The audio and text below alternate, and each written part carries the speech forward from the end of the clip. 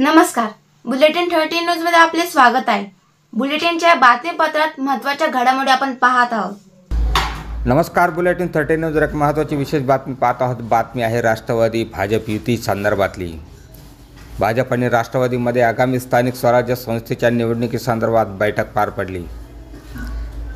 भारतीय जनता पार्टीचे नाशिक जिल्ह्याचे निवडणूक प्रभारी आमदार डॉक्टर राहुल आहेर यांनी माजी खासदार समीर भुजबळ यांची येवल्यात संपर्क कार्यालयामध्ये भेट घेतली।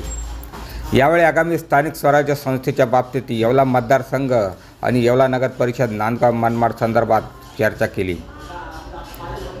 यावेळी भारतीय जनता पार्टीचे जिल्हाध्यक्ष यतीन कदम, युवक जिल्हाध्यक्ष समीर समदडिया, मनमाडचे माजी नगराध्यक्ष गणेश धात्रक, पंकज खताळ, नानासाहेब लहरे आदी पदाधिकारी उपस्थित होते। बुलेटिन 13 न्यूजसाठी विलास कांबळे, येवला। अशाच बातम्यांचे नवीन अपडेट जाणून घेण्यासाठी बुलेटिन 13 न्यूज मराठी चॅनलला सबस्क्राइब करा व लाईक करा।